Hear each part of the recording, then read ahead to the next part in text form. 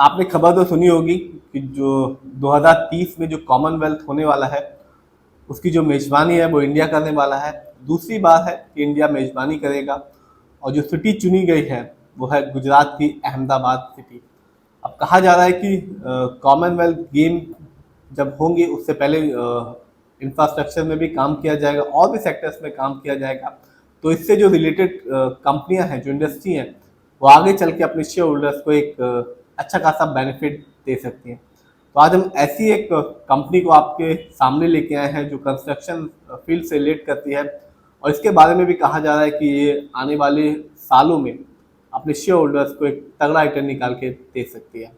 ये वीडियो सिर्फ educational purpose है, ना हम कोई भी स्टॉक खरीदने की सलाह देते हो ना ही बेचने की। तो आज हम बात करेंगे हिंदुस्तान कंस्ट्रक्शन कंपनी के बारे में। इसका जो शॉर्ट फॉर्म है वो है HCC। ये कंपनी एक कंस्ट्रक्शन कंपनी है, इंफ्रास्ट्रक्चर प्रोजेक्ट्स में काम करती है, जैसे कि डैम बनाती है, टनल बनाती है, ब्रिज में काम करती है, हाइड्रो न्यूक्लियर थर्मल पावर में काम करती है, रोड्स बनाती है, इंडस्ट्रियल बिल्डिंग्स को बनाती है अक्रॉस द कंट्री। और इसके बारे में कहा जा रहा है कि कॉमनवेल्थ गेम्स का इस कंपनी में भी एक अच्छा खासा बेनिफिट होगा। जो इसमें अपना पैसा लगाएंगे आने वाले सालों में ये कंपनी एक अच्छा खासा रिटर्न निकाल के दे सकती है। और कहा जा रहा है कि ये कंपनी कॉमनवेल्थ गेम्स में नए नए प्रोजेक्ट्स भी ले सकती है। बात करें आज की, तो जब आज मार्केट बंद हुआ तो इस कंपनी का जो शेयर प्राइस था वो सिर्फ 24 रुपीज़ 6 पैसे का था और आज 25 रुपये से नीचे का शेयर प्राइस है इस कंपनी का। और आज इस कंपनी ने 0.80% का मामूली सा रिटर्न निकाल के दिया। मैं हमेशा कहता हूँ कि शॉर्ट टर्म को कंसिडर मत कीजिए, हमेशा लॉन्ग टर्म रिटर्न को देखिए और तभी आप जान पाएंगे कि कंपनी कैसा परफॉर्म कर रही है, कंपनी कैसा रिटर्न निकाल के दे रही है, स्पेशली 1 साल, 3 साल और 5 साल को। बात करें इस कंपनी की, तो 1 साल में जब मार्केट डाउन था इस कंपनी ने भी निराश ही किया, 37.26% का रिटर्न निकाल के दिया। यानी आज से ठीक 1 साल पहले इस कंपनी का शेयर प्राइस मिला था लोगों को 40 रुपीज़ 96 पैसे का। 41 रुपये का शेयर प्राइस था जो आज 25 रुपये से भी नीचे का हो गया 24 रुपीज़ 6 पैसे का। तो गिरावट साफ देखी जा सकती है और वो भी अच्छी खासी गिरावट रही इस कंपनी के शेयर प्राइस में। 40 रुपये का शेयर प्राइस आज 24 रुपये पे आ गया है।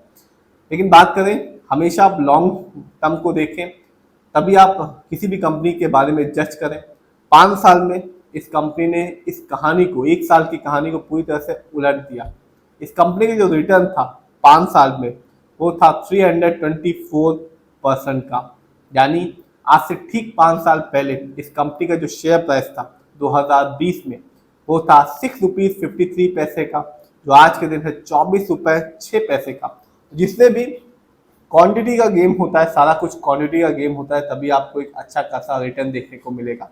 यदि आपके पास किसी कंपनी की एक अच्छी खासी क्वांटिटी है, मान लीजिए इस कंपनी की किसी ने भी 2020 में 6 रुपये में एक अच्छी खासी क्वांटिटी ली होगी इस कंपनी की, तो जब वो 5 साल के बाद जब वो 24 रुपये में आ गया तो उसे एक अच्छा खासा बेनिफिट देखने को मिला होगा। तो इस कंपनी ने ये बताया कि शेयर मार्केट लॉन्ग टर्म में ही एक अच्छा खासा बेनिफिट देता है और इस कंपनी ने भी ऐसा ही करके दिखाया अपने शेयर होल्डर्स को भी। 324% का रिटर्न निकाल के दिया सिर्फ 5 साल में। स्टॉक के परफॉर्मेंस को देखते हैं तो हाईएस्ट शेयर प्राइस गया इस कंपनी का 47 रुपीज़ 85 पैसे, जबकि लोएस्ट शेयर प्राइस आया 21 रुपीज़ 97 पैसे का। फंडामेंटल्स की बात करें तो जो कंपनी का मार्केट कैप है वो है 4,350 करोड़ का। ये कंपनी स्मॉल कैप की है क्योंकि जो मार्केट कैप है कम है, 5,000 से नीचे का है, 5,000 करोड़ के नीचे का है। पीबी रेशियो 3.98 है। शेयर मार्केट में एक अच्छा पीबी रेशियो कहलाता है 1 या तो बिलो 3। इंडस्ट्री भी अच्छा खासा है इस कंपनी का 24.53 है। शेयर मार्केट में एक अच्छा इंडस्ट्री भी होता है 20 से लेकर 25 के बीच में। इंडस्ट्री भी ये बताता है कंपनी का जो स्टॉक है मार्केट में कैसा खेल खेल रहा है, क्या वो बहुत ज़्यादा सस्ता तो नहीं हो गया, क्या वो बहुत ज़्यादा महंगा तो नहीं हो गया। डेट टू इक्विटी 1.47 है, थोड़ा बहुत मामूली सा इस कंपनी पे लोन कर्ज भी है। आरओई नेगेटिव में है इस कंपनी का -6.13% का।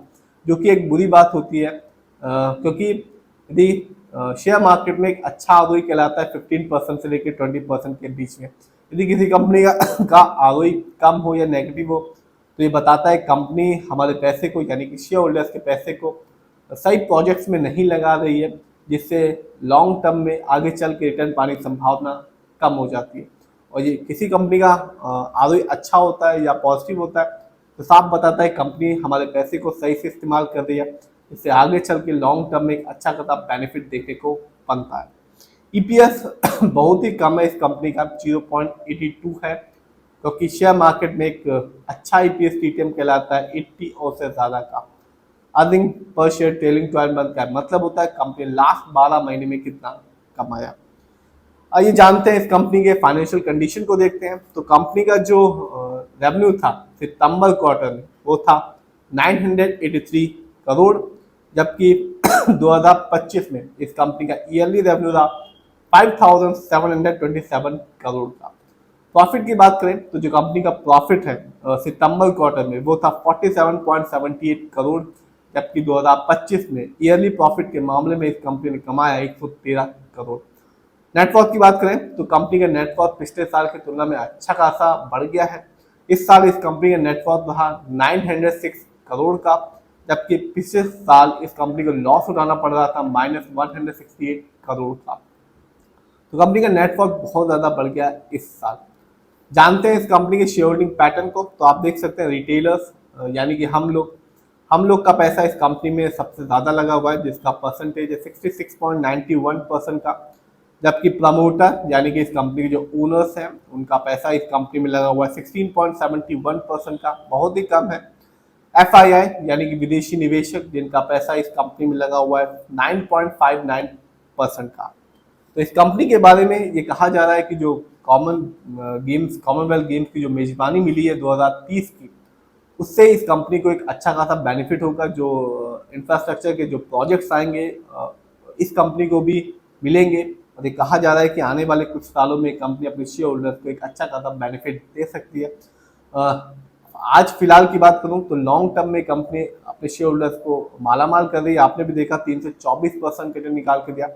शेयर प्राइस भी 25 रुपए से नीचे का है, एक साल पहले 40 का था, आज 24 रुपए का है। तो कंपनी रिटर्न दे रही है, और कॉमनवेल्थ जो गेम्स की मेजबानी मिली है उससे लगता है कि कंपनी आने वाले सालों में अपने शेयर होल्डर्स को एक तगड़ा रिटर्न दे सकती है। फिर भी आप जिस भी कंपनी के शेयर को खरीदें खुद रिसर्च करें, एनालाइज करें, अपने फाइनेंशियल एडवाइजर की राय लें, तभी अपने पैसे को शेयर मार्केट में लगाएं।